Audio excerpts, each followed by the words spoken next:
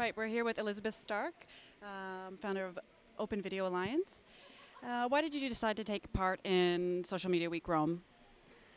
Well, aside from the obvious fact that Italy is awesome, and I was really excited to come here, I see that there's a lot of energy right now happening in Italy and talking to you and Marco, and it seems like people are really excited about the internet and about the potential for social media. So I'm really interested in collaborating between New York, the US, and entrepreneurs and technologists here in Italy. So I saw this as an opportunity to do so. You're a leader in the free culture movement. What role does the web have in this movement? In essence, the web is very central to the idea of free culture. We talk about free culture as the movement to promote access to information, knowledge, and the ability to share and remix it. Now, people have been doing this for generations, so it's not just a thing that has happened now, but what the internet and the web has done is that it's significantly facilitated it, and it has enabled, anyone to create something on the net and anyone to share what they create on the net.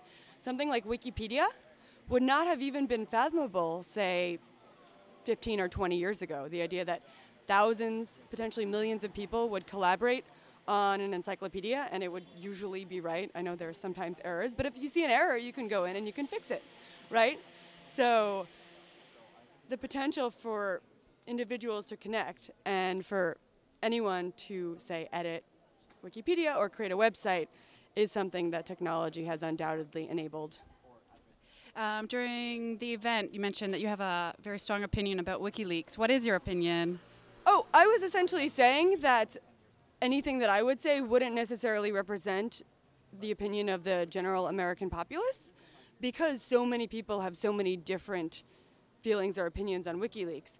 You can talk to one person who thinks it's the best thing in the world and one person who thinks that, Julian Assange should be executed. I do not think that.